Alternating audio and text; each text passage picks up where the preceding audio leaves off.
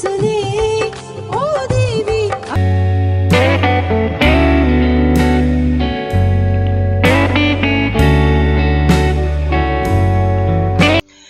Praise the Lord.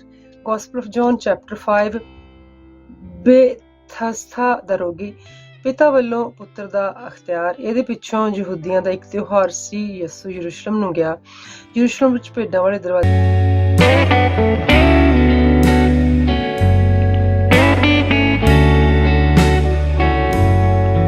ਅੱਜ ਦੀ ਵਿਚਾਰਧਾਰਾ ਜੇ ਤੁਸੀਂ ਦੇਖਣਾ ਬੀਇੰਗ ਲੈਟ ਡਾਊਨ। ਅੱਜ ਦੇ ਜਿਹੜਾ ਪ੍ਰੋਗਰਾਮ ਉਹਦੀ ਰੂਪਰੇਖਾ ਕੁਛ ਇਸ ਤਰ੍ਹਾਂ ਹੈ। ਮੈਂ ਕੋਸ਼ਿਸ਼ ਕਰਾਂਗੀ ਤੁਹਾਡੇ ਨਾਲ ਥੋੜਾ ਇੰਗਲਿਸ਼ ਦੇ ਵਿੱਚ ਤੇ ਥੋੜਾ ਪੰਜਾਬੀ ਦੇ ਵਿੱਚ ਇਕੱਠਾ ਕਰਾਂ, ਕਿਉਂਕਿ ਮੈਨੂੰ ਇੱਕ ਡਿਫਿਕਲਟੀ ਆ ਰਹੀ ਕਿ ਜਦੋਂ ਮੈਂ ਨਾ ਤੁਹਾਡੇ ਲਈ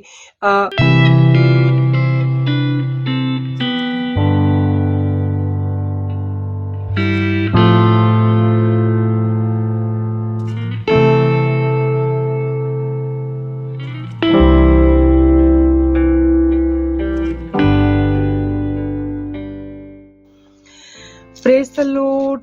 Gospel of John chapter 5 ਬੇਥਸਦਾ ਦਾ ਰੋਗੀ ਪਿਤਾ ਵੱਲੋਂ ਪੁੱਤਰ ਦਾ ਅਖਤਿਆਰ। ਇਹਦੇ ਪਿੱਛੋਂ ਯਹੂਦੀਆਂ ਦਾ ਇੱਕ ਤਿਉਹਾਰ ਸੀ। ਯਿਸੂ ਯਰੂਸ਼ਲਮ ਨੂੰ ਗਿਆ। ਯਰੂਸ਼ਲਮ ਵਿੱਚ ਭੇਡਾਂ ਵਾਲੇ ਦਰਵਾਜ਼ੇ ਕੋਲ ਇੱਕ ਤਲਾਬ ਹੈ ਜੋ ਇਬਰਾਨੀ ਭਾਖਾ ਵਿੱਚ ਬੇਥਸਦਾ ਕਰਕੇ ਸਤਾਉਂਦਾ ਹੈ, ਜਿਹਦੇ 5 ਦਲਾਨ ਹਨ। ਉਹਨਾਂ 'ਚ ਬਹੁਤ ਸਾਰੇ ਰੋਗੀ, ਅੰਨੇ, ਲੰਗੇ, ਲੂਲੇ ਤੇ ਬਹੁਤ ਸਾਰੇ ਪਏ ਹੋਏ ਸਨ। ਔਰ ਉੱਥੇ ਇੱਕ ਆਦਮੀ ਹੈ ਸੀ ਜੋ 38 ਵਰ੍ਹਿਆਂ ਤੋਂ ਆਪਣੇ ਰੋਗ ਦਾ ਮਾਰਿਆ ਹੋਇਆ। ਯਿਸੂ ਨੇ ਉਹਨੂੰ ਪਿਆ ਹੋਇਆ ਵੇਖ ਕੇ ਤੇ ਇਹ ਜਾਣ ਕੇ ਕਿ ਉਸ ਤੋਂ ਹੁਣ ਬਹੁਤ ਚਿਰ ਹੋ ਚੁੱਕਿਆ ਹੈ, ਉਹਨੂੰ ਕਿਹਾ, ਤੂੰ ਚੰਗਾ ਹੋਣਾ ਚਾਹੁੰਦਾ ਹੈ? ਉਸ ਰੋਗੀ ਨੇ ਉੱਤਰ ਦਿੱਤਾ, ਪ੍ਰਭੂ ਜੀ, ਮੇਰਾ ਕੋਈ ਆਦਮੀ ਨਹੀਂ ਜੋ ਪਾਣੀ ਹਿਲਾਇਆ ਜਾਵੇ ਤੇ ਮੈਨੂੰ ਤਲਾਬ ਵਿੱਚ ਉਤਾਰੇ, ਪਰ ਜਦੋਂ ਮੈਂ ਆਪ ਜਾਣਾ ਤੇ ਮੈਥੋਂ ਅੱਗੇ ਕੋਈ ਉੱਤਰ ਪੈਂਦਾ ਹੈ। ਯਿਸੂ ਨੇ ਉਸਨੂੰ ਆਖਿਆ, ਉੱਠ, ਆਪਣੀ ਮੰਜੀ ਚੁੱਕ ਤੇ ਤੁਰ ਪਾ। ਐਵੇਂ ਉਹ ਮਨੁੱਖ ਚੰਗਾ ਹੋ ਗਿਆ ਅਤੇ ਮੰਜੀ ਚੁੱਕ ਕੇ ਤੁਰਨ ਲੱਗਿਆ। ਸਬਤ ਦਾ ਦਿਨ ਸੀ, ਇਸ ਕਰਕੇ ਯਹੂਦੀਆਂ ਨੇ ਉਸ ਨਰੋਏ ਕੀਤੇ ਹੋਏ ਆਦਮੀ ਨੂੰ ਆਖਿਆ, ਤੈਨੂੰ ਭਲਾ ਸਬਤ ਦੇ ਦਿਨ ਤੇ ਮੰਜੀ ਚੁੱਕਣੀ ਯੋਗ ਨਹੀਂ ਹੈ? ਯੋਗ ਨਹੀਂ। ਉਹਨੇ ਉਹਨਾਂ ਨੂੰ ਉੱਤਰ ਦਿੱਤਾ, ਇਹ ਮੈਨੂੰ ਜਿਸਨੇ ਚੰਗਾ ਕੀਤਾ ਉਸੇ ਨੂੰ ਪੁੱਛੋ। ਉਸਨੇ ਮੈਨੂੰ ਕਿਹਾ ਕਿ ਮੰਜੀ ਚੁੱਕ ਕੇ ਤੁਰ ਪਓ। ਉਹਨਾਂ ਨੇ ਉਸ ਤੋਂ ਪੁੱਛਿਆ ਕਿ ਕਿਹੜਾ ਆਦਮੀ ਹੈ ਜਿਹਨੇ ਤੈਨੂੰ ਕਿਹਾ ਕਿ ਮੰਜੀ ਚੁੱਕ ਕੇ ਤੁਰ ਪਓ? ਪਰ ਉਹ ਜਿਹੜਾ ਚੰਗਾ ਹੋਇਆ ਸੀ ਜਾਣਦਾ ਸੀ ਕਿ ਉਹ ਕੌਣ ਹੈ। ਸੋ ਉਸ ਥਾਂ ਤੇ ਭੀੜ ਹੋਣ ਦੇ ਕਰਕੇ ਯਿਸੂ ਉੱਥੋਂ ਟਲ ਗਿਆ ਤੇ ਇਹਦੇ ਪਿੱਛੋਂ ਯਿਸੂ ਉਹਨੂੰ ਹੈਕਲ ਵਿੱਚ ਮਿਲਿਆ। ਉਹਨੂੰ ਕਿਹਾ, ਵੇਖ, ਹੁਣ ਤੂੰ ਚੰਗਾ ਹੋ ਗਿਆ, ਫਿਰ ਪਾਪ ਨਾ ਕਰੀ, ਕਿਤੇ ਉਹ ਨਾ ਹੋਵੇ ਕਿ ਤੂੰ ਇਸ ਨਾਲ ਵੀ ਕੋਈ ਬੁਰੀ ਵਿਪਤਾ ਤੇਰੇ ਉੱਤੇ ਆ ਪਵੇ। ਉਸ ਆਦਮੀ ਨੇ ਜਾ ਕੇ ਯਹੂਦੀਆਂ ਨੂੰ ਦੱਸਿਆ, ਜਿਹਨੇ ਮੈਨੂੰ ਚੰਗਾ ਕੀਤਾ ਉਹ ਯਿਸੂ ਹੈ। ਇਸੇ ਕਾਰਨ ਯਹੂਦੀਆਂ ਨੇ ਯਿਸੂ ਨੂੰ ਸਤਾਇਆ ਤੇ ਸਬਤ ਦੇ ਦਿਨ ਇਹ ਕੰਮ ਕਰਦਾ ਹੁੰਦਾ ਸੀ। ਪਰ ਯਿਸੂ ਨੇ ਉਹਨਾਂ ਨੂੰ ਉੱਤਰ ਦਿੱਤਾ ਕਿ ਮੇਰਾ ਪਿਤਾ ਹੁਣ ਤੀਕਰ ਕੰਮ ਕਰਦਾ ਹੈ ਤੇ ਮੈਂ ਵੀ ਕੰਮ ਕਰਦਾ। ਇਸ ਕਾਰਨ ਯਹੂਦੀ ਹੋਰ ਵੀ ਉਹਦੇ ਮਾਰ ਸੁੱਟਣ ਦੇ ਮਗਰ ਪੈ, ਕਿਉਂਕਿ ਉਹ ਕੇਵਲ ਸਬਤ ਦੇ ਦਿਨ ਨੂੰ ਹੀ ਨਹੀਂ ਸੀ ਟਾਲਦਾ, ਸਗੋਂ ਪਰਮੇਸ਼ਰ ਨੂੰ ਆਪਣਾ ਪਿਤਾ ਕਹਿ ਕੇ ਆਪਣੇ ਆਪ ਨੂੰ ਪਰਮੇਸ਼ਰ ਦੇ ਤੁੱਲ ਵੀ ਬਣਾਉਂਦਾ ਸੀ। ਉਪਰੰਤ ਯਿਸੂ ਨੂੰ ਉੱਤਰ ਦਿੱਤਾ, ਮੈਂ ਤੁਹਾਨੂੰ ਸੱਚ-ਸੱਚ ਕਹਿੰਦਾ ਕਿ ਪੁੱਤਰ ਆਪਣੇ ਆਪ ਕੁਛ ਨਹੀਂ ਕਰ ਸਕਦਾ, ਪਰ ਜੋ ਕੁਝ ਪਿਤਾ ਉਹਨੂੰ ਕਰਦਿਆਂ ਵੇਖਦਾ ਹੈ, ਕਿਉਂਕਿ ਜੋ ਕੰਮ ਉਹ ਕਰਦਾ ਹੈ ਸੋ ਪੁੱਤਰ ਵੀ ਉਵੇਂ ਕਰਦਾ। ਪਿਤਾ ਤਾਂ ਪੁੱਤਰ ਨਾਲ ਤੈਅ ਕਰਦਾ ਹੈ ਤੇ ਜੋ ਕੰਮ ਉਹ ਆਪ ਕਰਦਾ ਹੈ ਉਹ ਉਸ ਨੂੰ ਵੀ ਵਿਖਾਲਦਾ ਹੈ ਤੇ ਸਿਖਾਲਦਾ ਹੈ ਵੀ ਉਹ ਉਸ ਨਾਲ ਵੀ ਵੱਡੇ ਵੱਡੇ ਕੰਮ ਵਿਖਾਲੇਗਾ, ਤਾਂ ਕਿ ਤੁਹਾਨੂੰ ਅਚਰਜ ਹੋਵੇ। ਜਿਸ ਪ੍ਰਕਾਰ ਪਿਤਾ ਮੁਰਦਿਆਂ ਨੂੰ ਉਠਾਲਦਾ ਤੇ ਜਵਾਲਦਾ ਹੈ, ਉਸੇ ਪ੍ਰਕਾਰ ਪੁੱਤਰ ਵੀ ਜਿਨ੍ਹਾਂ ਨੂੰ ਚਾਹੁੰਦਾ ਹੈ ਜਵਾਲਦਾ ਹੈ। ਪਿਤਾ ਕਿਸ ਦਾ ਨਿਆਂ ਨਹੀਂ ਕਰਦਾ, ਉਸਨੇ ਸਾਰਾ ਨਿਆਂ ਪੁੱਤਰ ਨੂੰ ਸੌਂਪ ਦਿੱਤਾ ਹੈ। ਇਸ ਲਈ ਜੋ ਸਭੋ ਪੁੱਤਰ ਦਾ ਆਦਰ ਕਰਨ ਜਿਸ ਤਰ੍ਹਾਂ ਪਿਤਾ ਦਾ ਆਦਰ ਕਰਦੇ ਹਨ। ਜਿਹੜਾ ਪੁੱਤਰ ਦਾ ਆਦਰ ਨਹੀਂ ਕਰਦਾ ਉਹ ਪਿਤਾ ਦਾ ਵੀ ਜਿਹਨੇ ਉਹਨੂੰ ਘੱਲਿਆ ਸੀ ਆਦਰ ਨਹੀਂ ਕਰਦਾ। ਮੈਂ ਤੁਹਾਨੂੰ ਸੱਚ-ਸੱਚ ਕਹਿੰਦਾ ਹਾਂ ਵੀ ਜਿਹੜਾ ਮੇਰਾ ਵਚਨ ਸੁਣਦਾ ਤੇ ਉਸੇ ਪ੍ਰਤੀਤ ਕਰਦਾ ਹੈ, ਜਿਹਨੇ ਮੈਨੂੰ ਘੱਲਿਆ, ਜਿਉਣ ਉਸੇ ਦਾ ਹੈ, ਸਦੀਪਕ ਜਿਉਣ, ਔਰ ਉਸ ਉੱਤੇ ਸਜ਼ਾ ਦਾ ਹੁਕਮ ਨਹੀਂ ਹੁੰਦਾ, ਸਗੋਂ ਮੌਤ ਤੋਂ ਪਾਰ ਲੰਘ ਕੇ ਉਹ ਜਿਉਣ ਵਿੱਚ ਜਾ ਪਹੁੰਚਿਆ ਹੈ। ਮੈਂ ਤੁਹਾਨੂੰ ਸੱਚ-ਸੱਚ ਆਖਦਾ ਹਾਂ ਕਿ ਉਹ ਸਮਾਂ ਆਉਂਦਾ ਹੈ, ਸਗੋਂ ਹੁਣੇ ਹੈ, ਕਿ ਮੁਰਦੇ ਪਰਮੇਸ਼ਵਰ ਦੀ ਪੁੱਤਰ ਦੀ ਆਵਾਜ਼ ਸੁਣਨਗੇ ਤੇ ਸੁਣ ਕੇ ਜਿਉਣਗੇ। ਜਿਵੇਂ ਕਿ ਪਿਤਾ ਆਪ ਵਿੱਚ ਜਿਉਣ ਰੱਖਦਾ ਹੈ, ਤਿਵੇਂ ਹੀ ਉਸਨੇ ਪੁੱਤਰ ਨੂੰ ਵੀ ਬਖਸ਼ਿਆ ਹੈ, ਸੋ ਆਪਣੇ ਆਪ ਵਿੱਚ ਜਿਉਣ ਰੱਖੇ ਔਰ ਉਸ ਨੂੰ ਨਿਆਂ ਕਰਨ ਦਾ ਅਖਤਿਆਰ ਦਿੱਤਾ ਹੈ। ਇਸ ਲਈ ਉਹ ਮਨੁੱਖ ਦਾ ਪੁੱਤਰ ਹੈ। ਉਸ ਨੂੰ ਅਚਰਜ ਨਾ ਜਾਣੋ, ਕਿਉਂਕਿ ਉਹ ਘੜੀ ਆਉਂਦੀ ਪਈ ਹੈ ਜਿਸ ਵਿੱਚ ਸਭੇ ਜੋ ਕਬਰਾਂ ਵਿੱਚ ਹਨ ਉਹਦੀ ਆਵਾਜ਼ ਸੁਣਨਗੇ ਤੇ ਨਿਕਲ ਆਉਣਗੇ। ਜਿਨ੍ਹਾਂ ਨੇ ਭਲਾਈ ਕੀਤੀ ਸੋ ਜਿਉਣ ਦੀ ਕਿਆਮਤ ਲਈ, ਅਤੇ ਜਿਨ੍ਹਾਂ ਨੇ ਬੁਰਾਈ ਕੀਤੀ ਸੋ ਨਿਆਂ ਦੀ ਕਿਆਮਤ ਲਈ। ਮੈਂ ਆਪ ਕੁਝ ਨਹੀਂ ਕਰ ਸਕਦਾ, ਜਿਹਾ ਮੈਂ ਸੁਣਦਾ ਤੇ ਹੀ ਨਿਆਂ ਸੱਚਾ ਹੈ ਜਿਹੜਾ ਉਹ ਕਰਦਾ ਹਾਂ। ਮੈਂ ਆਪਣੀ ਮਰਜ਼ੀ ਨਹੀਂ ਭਾਲਦਾ, ਪਰ ਉਹਦੀ ਮਰਜ਼ੀ ਜਿਹਨੇ ਮੈਨੂੰ ਘੱਲਿਆ ਹੈ। ਮੈਂ ਆਪਣੇ ਉੱਤੇ ਆਪਣੀ ਸਾਖੀ ਦਿਆਂ ਤਾਂ ਮੇਰੀ ਸਾਖੀ ਸੱਚ ਨਹੀਂ, ਹੋਰ ਹੈ ਜੋ ਮੇਰੇ ਹੱਕ ਵਿੱਚ ਸਾਖੀ ਦਿੰਦਾ ਹੈ। ਮੈਂ ਜਾਣਦਾ ਕਿ ਜੋ ਸਾਖੀ ਉਸ ਮੇਰੇ ਹੱਕ ਵਿੱਚ ਦਿੰਦਾ ਉਹ ਸੱਚ ਹੈ। ਤੁਸੀਂ ਜੋ ਉਹਨਾਂ ਕੋਲੋਂ ਪੁੱਛਾ ਭੇਜਿਆ ਉਹਨੇ ਸੱਚ ਉੱਤੇ ਸਾਖੀ ਦਿੱਤੀ ਹੈ, ਪਰ ਮੈਂ ਆਦਮੀ ਤੋਂ ਸਾਖੀ ਨਹੀਂ ਲੈਂਦਾ। ਇਹ ਗੱਲਾਂ ਇਸ ਲਈ ਆਖਦਾ ਹੈ ਕਿ ਤੁਸੀਂ ਬਚਾਏ ਜਾਓ। ਉਹ ਬਲਦਾ ਅਤੇ ਜਗਮਗਾਉਂਦਾ ਦੀਵਾ ਸੀ, ਪਰ ਤੁਸੀਂ ਇੱਕ ਘੜੀ ਉਸ ਦੇ ਚਾਨਣ ਨਾਲ ਮਗਨ ਰਹਿਣ ਨੂੰ ਪ੍ਰਸੰਨ ਸੋ। ਪਰ ਜਿਹੜੀ ਸਾਖੀ ਮੇਰੇ ਕੋਲ ਹੈ, ਜੋ ਉਹਨਾਂ ਦੀ ਸਾਖੀ ਨਾਲੋਂ ਵੀ ਵੱਡੀ ਹੈ, ਕਿਉਂਕਿ ਉਸ ਕੰਮ ਜੋ ਪਿਤਾ ਨੇ ਮੈਨੂੰ ਸੰਪੂਰਨ ਕਰਨ ਲਈ ਸੌਂਪੇ ਸਨ, ਉਹ ਅਰਥਾਤ ਇਹੋ ਹੀ ਕੰਮ ਹਨ ਜੋ ਮੈਂ ਕਰਦਾ ਹਾਂ, ਸੋ ਇਹ ਮੇਰੇ ਹੱਕ ਵਿੱਚ ਸਾਖੀ ਦਿੰਦੇ ਹਨ। ਪਿਤਾ ਨੇ ਮੈਨੂੰ ਘੱਲਿਆ, ਔਰ ਪਿਤਾ ਜਿਹਨੂੰ ਮੈਨੂੰ ਘੱਲਿਆ ਮੇਰੇ ਹੱਕ ਵਿੱਚ ਸਾਖੀ ਦਿੱਤੀ ਹੈ। ਤੁਸੀਂ ਨਾ ਕਦੇ ਉਸ ਦੀ ਆਵਾਜ਼ ਸੁਣੀ, ਨਾ ਉਸ ਦਾ ਰੂਪ ਡਿੱਠਾ। ਉਸ ਦਾ ਵਚਨ ਜਿਹੜਾ ਤੁਹਾਡੇ ਵਿੱਚ ਨਹੀਂ ਟਿਕਦਾ, ਇਸ ਲਈ ਜੋ ਉਸ ਮੈਨੂੰ ਭੇਜਿਆ ਤੁਸੀਂ ਉਸ ਦੀ ਪ੍ਰਤੀਤ ਨਹੀਂ ਕਰਦੇ। ਤੁਸੀਂ ਲਿਖਤਾਂ ਨੂੰ ਭਾਲਦੇ ਹੋ, ਕਿਉਂਕਿ ਤੁਸੀਂ ਸਮਝਦੇ ਹੋ ਵੀ ਮੈਂ ਇਹਨਾਂ ਵਿੱਚ ਸਾਨੂੰ ਸਦੀਪਕ ਜਿਉਣ ਮਿਲਦਾ ਹੈ। ਮੇਰੇ ਹੱਕ ਵਿੱਚ ਜੋ ਸਾਖੀ ਦਿੰਦੇ ਹਨ ਇਹੋ ਹੀ ਹਨ। ਤੁਸੀਂ ਜਿਉਣ ਲੱਭਣ ਲਈ ਮੇਰੇ ਕੋਲ ਆਉਣਾ ਨਹੀਂ ਚਾਹੁੰਦੇ। ਆਦਮੀਆਂ ਤੋਂ ਮੈਂ ਵਡਿਆਈ ਨਹੀਂ ਲੈਂਦਾ, ਪਰ ਮੈਂ ਤੁਹਾਨੂੰ ਜਾਣਦਾ ਜੋ ਪਰਮੇਸ਼ਵਰ ਦਾ ਪ੍ਰੇਮ ਤੁਹਾਡੇ ਵਿੱਚ ਹੈ ਨਹੀਂ। ਮੈਂ ਆਪਣੇ ਪਿਤਾ ਦੇ ਨਾਮ ਉੱਤੇ ਆਇਆ ਹਾਂ ਤੇ ਤੁਸੀਂ ਮੈਨੂੰ ਨਹੀਂ ਮੰਨਦੇ। ਜੇ ਕੋਈ ਹੋਰ ਆਪਣੇ ਨਾਮ ਉੱਤੇ ਆਵੇ ਤਾਂ ਤੁਸੀਂ ਉਹਨੂੰ ਜ਼ਰੂਰ ਮੰਨ ਲਵੋਗੇ। ਭਲਾ ਤੁਸੀਂ ਕਿਵੇਂ ਪ੍ਰਤੀਤ ਕਰ ਸਕਦੇ ਹੋ? ਇੱਕ ਦੂਜੇ ਤੋਂ ਵਡਿਆਈ ਲੈਂਦੇ ਹੋ ਤੇ ਵਡਿਆਈ ਭਾਲਦੇ ਹੋ, ਉਹ ਵਡਿਆਈ ਜੋ ਵਾਹਿਦ ਪਰਮੇਸ਼ਵਰ ਖੁਦਾ ਬਾਪ ਤੋਂ ਨਹੀਂ ਚਾਹੁੰਦੇ। ਇਹ ਨਾ ਸਮਝੋ ਵੀ ਮੈਂ ਪਿਤਾ ਕੋਲ ਤੁਹਾਡੇ ਜੁਮੇ ਦੋਸ਼ ਲਾਵਾਂਗਾ। ਇੱਕ ਹੈ ਤੁਹਾਡੇ ਜੁਮੇ ਦੋਸ਼ ਲਾਉਣ ਵਾਲਾ, ਅਰਥਾਤ ਮੂਸਾ, ਜਿੱਥੇ ਤੁਸੀਂ ਆਸ ਰੱਖਦੇ ਹੋ। ਜੇ ਤੁਸੀਂ ਮੂਸਾ ਦੀ ਪ੍ਰਤੀਤ ਕਰਦੇ ਤਾਂ ਮੇਰੀ ਵੀ ਪ੍ਰਤੀਤ ਕਰਦੇ, ਕਿਉਂਕਿ ਉਸਨੇ ਮੇਰੇ ਹੱਕ ਵਿੱਚ ਲਿਖਿਆ ਸੀ। ਪਰ ਜੇ ਤੁਸੀਂ ਉਹਦੀਆਂ ਲਿਖਤਾਂ ਦੀ ਪ੍ਰਤੀਤ ਨਹੀਂ ਕਰਦੇ ਤਾਂ ਮੇਰੀਆਂ ਗੱਲਾਂ ਦੀ ਕਿਵੇਂ ਪ੍ਰਤੀਤ ਕਰੋਗੇ? ਜੈਮਸੀ ਜਾਂ ਸ਼ੈਮਸੀ।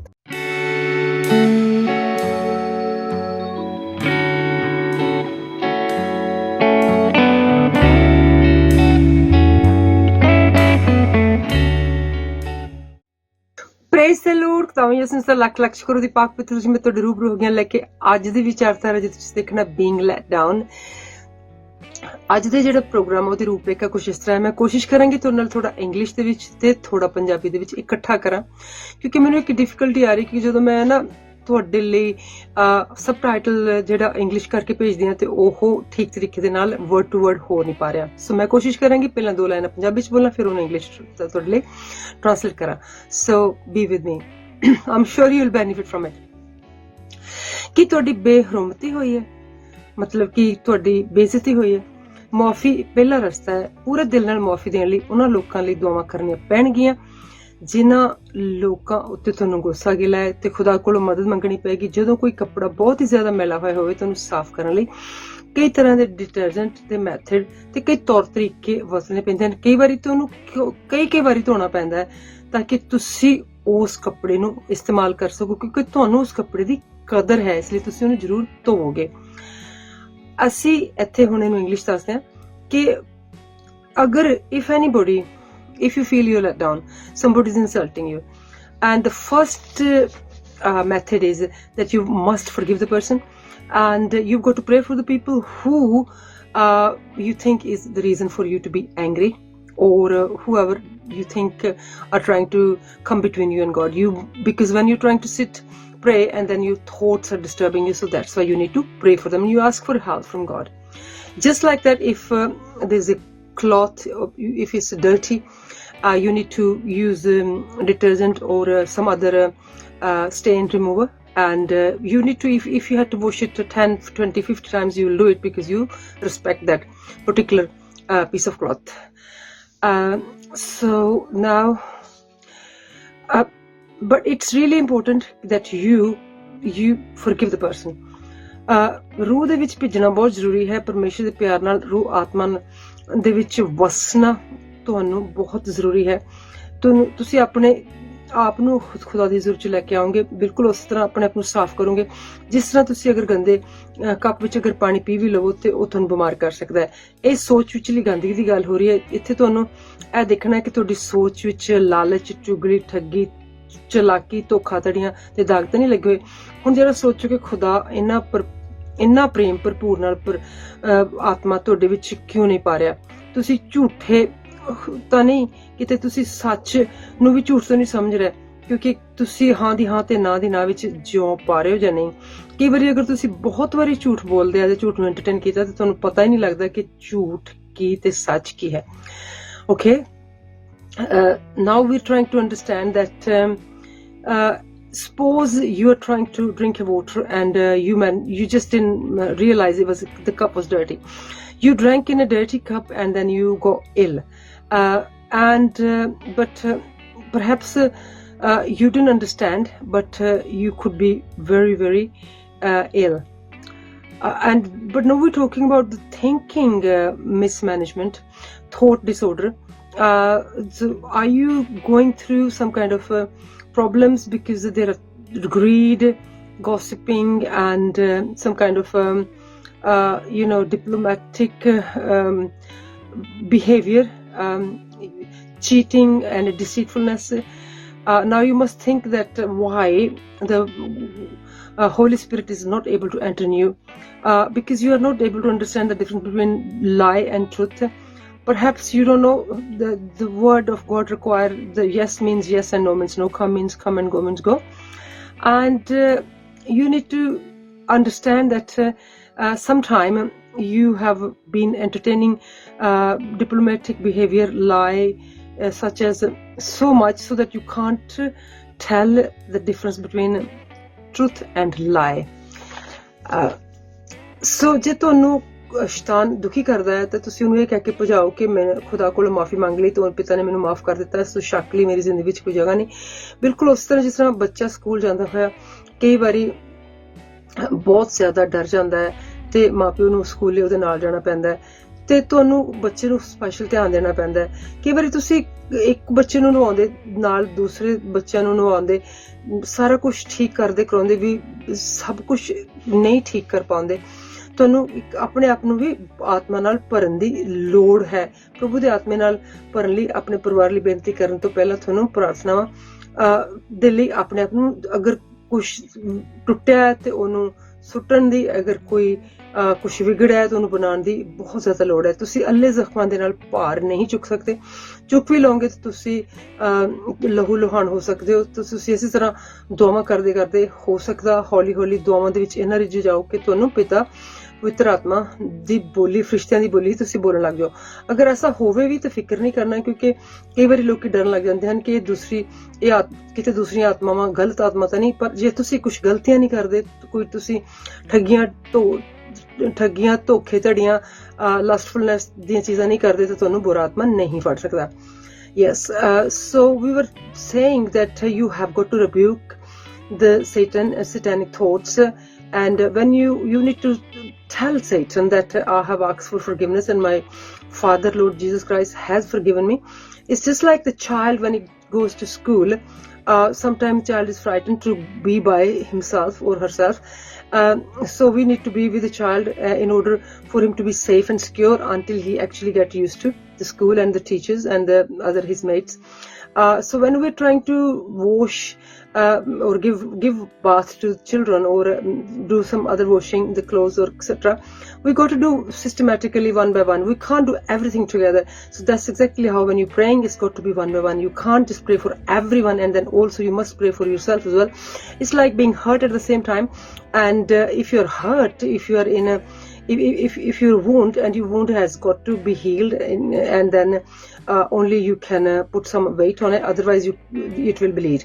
So if you're praying and then you see yourself speaking in tongues, the language of angels, do not worry about it, because don't think that this is some kind of wrong, bad or dangerous spirit, because if God is with you and you are understanding that you are not deceitfulness, lying, gossiping or cheating spirit, then the God will protect you.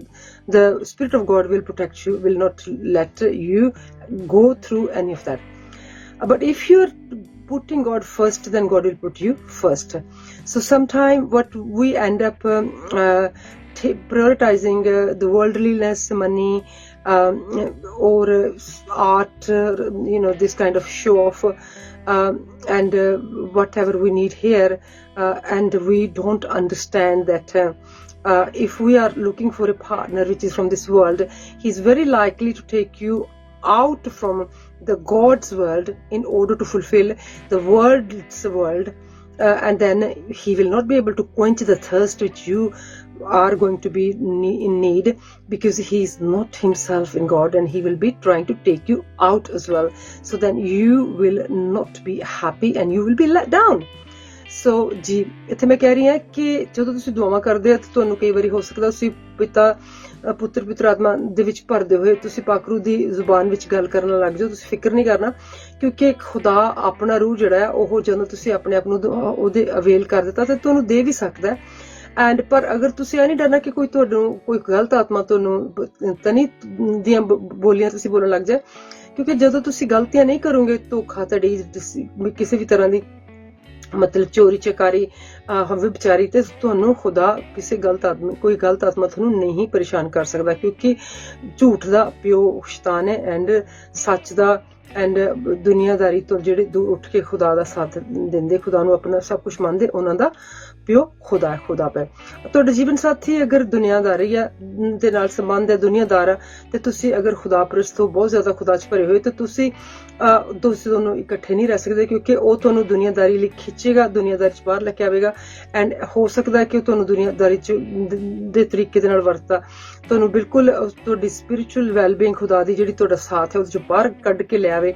And ਤੁਸੀਂ ਜਦੋਂ ਤੁਹਾਨੂੰ ਫਿਰ ਖੁਦਾ ਦੀ ਉਹ ਰੂਹ ਦੀ ਖੁਦਾ ਦੇ ਵਿੱਚ ਤੁਸੀਂ ਭਰਨਾ ਚਾਹੋ ਘੁੱਟ, ਤੇ ਤੁਹਾਨੂੰ ਉਹ ਤੁਹਾਡੀ ਜਿਹੜੀ ਪਿਆਸ ਆ ਉਹਨੂੰ ਉਹ ਬਿਲਕੁਲ ਵੀ ਨਾ ਬੁਝਾ ਸਕੇ, ਕਿਉਂਕਿ ਤੁਹਾਡੀ ਪਿਆਸ ਸਿਰਫ ਔਰ ਸਿਰਫ ਖੁਦਾ ਦੀ ਜ਼ਿੰਦਗੀ ਤੇ ਪਾਣੀ ਨਾਲ ਹੀ ਬੁਝਣੀ ਹੈ।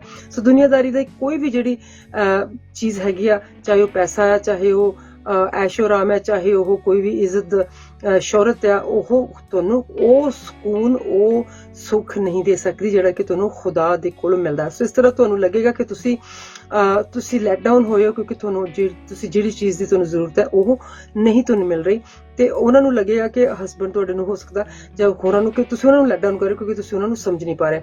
ਤੁਹਾਨੂੰ ਲੱਗੇਗਾ ਕਿ ਜਿਸ ਤਰ੍ਹਾਂ ਇੱਕ ਚੁਬਾਰੇ ਦੀ ਇੱਟ ਮੋਰੀ ਵਿੱਚ ਲੱਗ ਗਈ, ਜਾਂ ਫਿਰ ਕੁਝ ਬਹੁਤ ਹੀ ਕੀਮਤੀ ਜਿਹੜਾ ਮੋਤੀ ਆ ਉਹ ਕਿਸੇ ਨੀਚ ਜਗ੍ਹਾ ਤੇ ਲੱਗ ਗਿਆ। ਪਰ ਤੁਸੀਂ ਬੜੀ ਜਲਦੀ ਖੁਦਾ ਨੂੰ ਆਪਣਾ ਆਪ ਦੇ ਕੇ ਤੇ ਸ਼ੈਤਾਨ ਨੂੰ ਜਦੋਂ ਝਿੜਕੋਗੇ ਤੇ ਫਿਰ ਤੁਸੀਂ ਖੁਸ਼ਹਾਲੀ ਪਾਲੋਗੇ ਐਂਡ ਤੁਸੀਂ ਖੁਸ਼ ਹੋ ਜਾਵੋਗੇ। ਜੈਮਸੀ ਦੇ ਸ਼ੈਮਸੀ ਦੀ ਤੁਸੀਂ ਤੇ ਮੈਮਸੀ ਕਿੰਜ ਠੇਡੇ ਖਾਦੇ ਸੀ ਨਾਲੇ ਮਾਰ ਮੇਰੇ ਲਈ ਸਈ, ਸੂਲ ਚੁੱਕ ਲਈ ਮੋਢੇ ਤੇ ਮਾਂ ਪਿੱਛੇ ਰੋਂਦੀ ਰਹੀ, ਸੂਲ ਚੁੱਕ ਲਈ ਮੋਢੇ ਤੇ ਮਾਂ ਪਿੱਛੇ ਰੋਂਦੀ ਰਹੀ। ਨਿਜ਼ਮ ਮਾਰਿਆ ਸੀ ਜਿਸਨੇ ਉਹਦੀ ਵੀ ਅੱਖ ਖੁੱਲ ਗਈ, ਜ਼ਿੰਦਾ ਉੱਠ ਖਲੋਇਆ ਜੋ ਪੂਰੀ ਪੇਸ਼ਨ ਗੋਈ ਕਈ।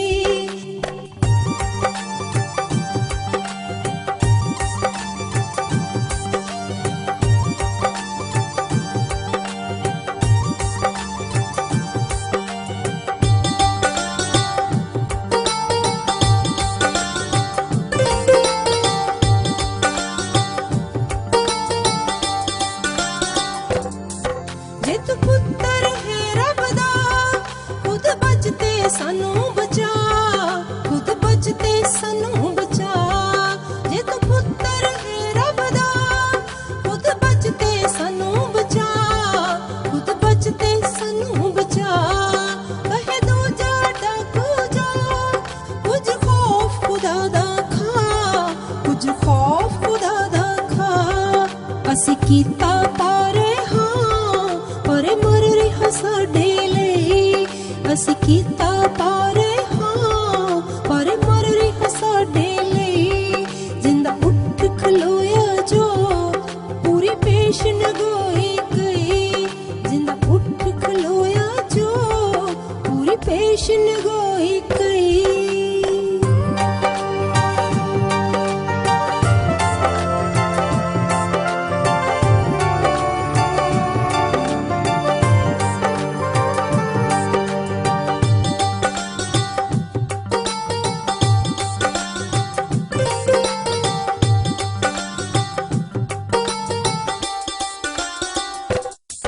गए सब गुनाह बख्शे, मेरी ये जिंदगी बच गई, मेरी ये जिंदगी बच गई। गए सब गुनाह बख्शे, मेरी ये जिंदगी बच गई, मेरी ये जिंदगी बच गई। तू ते आप खुदावंद है मेरे लिए ये जिल्लत सही, तू ते आप खुदावंद है मेरे लिए ये जिल्लत सही। ਉਹਨਾਂ ਥੁੱਕਿਆ ਮੂੰਹ ਉੱਤੇ ਨਾਲੇ ਠੱਠੀ ਬਾਜ਼ੀ ਹੋਈ, ਉਹਨਾਂ ਥੁੱਕਿਆ ਮੂੰਹ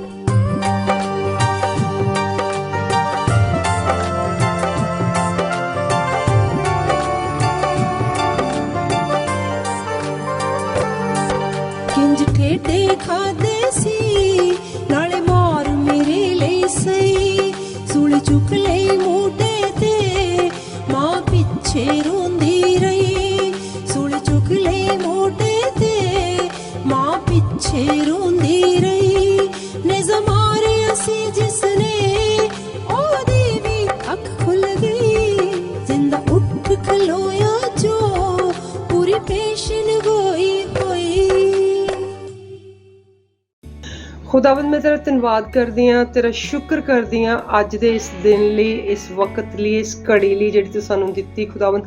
ਚੱਲਦਿਆਂ ਫਿਰਦਿਆਂ ਜਿਉਂਦਿਆਂ ਦੀ ਜ਼ਮੀਨ ਉੱਤੇ ਰੱਖਿਆ ਖੁਦਾਵੰਦ। ਬਹੁਤ ਲੋਕੀ ਆ ਜਿਹੜੇ ਅੱਜ ਸੁੱਤੇ ਉੱਠੇ ਨਹੀਂ ਹੋਣਗੇ, ਬਹੁਤ ਲੋਕੀ ਆ ਜਿਹੜੇ ਅੱਜ ਖੁਦਾਵੰਦ ਉੱਠ ਕੇ ਦੁਬਾਰਾ ਤੇਰੇ ਕੋਲ ਇਹ ਕੰਮ ਕਰ ਧੰਨਵਾਦ ਕਰਨ ਲਈ ਖੁਦਾਵੰਦ ਆਪਣੇ ਹੱਥ ਨਹੀਂ ਚੁੱਕ ਸਕੇ ਹੋਣਗੇ ਖੁਦਾਵੰਦ। ਜਿਹੜੇ ਵੀ ਅੱਜ ਮਾਵਾਂ ਨੂੰ ਫਿਕਰ ਹੈ ਉਹਨਾਂ ਦੇ ਬੱਚਿਆਂ ਨੂੰ ਲੈ ਕੇ ਖੁਦਾਵੰਦ, ਉਹਨਾਂ ਮਾਵਾਂ ਨੂੰ ਸ਼ਕਤੀ ਦੇ ਕਿ ਉਹ ਤੇਰੇ ਨਾਲ ਜੁੜ ਸਕਣ ਐਂਡ ਆਪਣੇ ਬੱਚਿਆਂ ਦੀਆਂ, ਆਪਣੀਆਂ ਵੱਡਿਆਂ ਦੀਆਂ ਜੋ ਵੀ ਡਿਫਿਕਲਟੀਜ਼ ਨੇ ਤੇਰੇ ਅੱਗੇ ਰੱਖ ਸਕਣ ਖੁਦਾਵੰਦ। ਜਿਹੜੇ ਲੋਕਾਂ ਨੂੰ ਫਿਕਰ ਹੈ ਕਿ ਉਹਨਾਂ ਕੋਲ ਰੋਟੀ ਨਹੀਂ ਹੈਗੀ ਖੁਦਾਵੰਦ, ਉਹਨਾਂ ਨੂੰ ਤੇਰੇ ਨਾਲ ਆਪਣੇ ਨਾਲ ਜੁੜਨ ਦੀ, ਆਪਣੇ ਵਚਨ ਦੀ ਸਦਾ ਦੀ ਰੋਟੀ ਖਵਾ ਖੁਦਾਵੰਦ।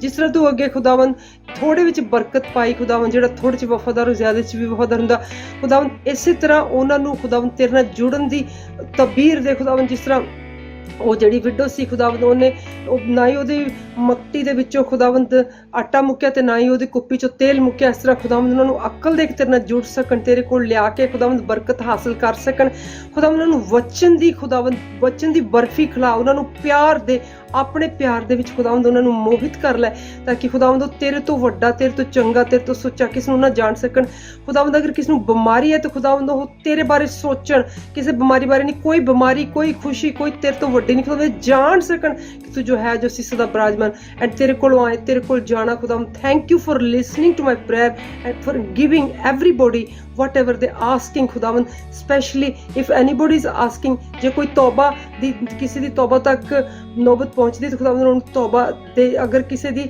ਖੁਦਾਵੰਦ ਤੇਰੇ ਨਾਲ ਜੁੜਨ ਦੀ ਸ਼ਕਤੀ ਜਿਹੜੀ ਉਹ ਘਟ ਗਈ ਹੈ ਖੁਦਾਵੰਦ, ਉਹਨਾਂ ਨੂੰ ਦੁਬਾਰਾ ਆਪਣੇ ਨਾਲ ਕਨੈਕਟੀਵਿਟੀ ਦੇ। Thank you for listening to my prayer in the name of Lord Jesus Christ, ਆਮੀਨ।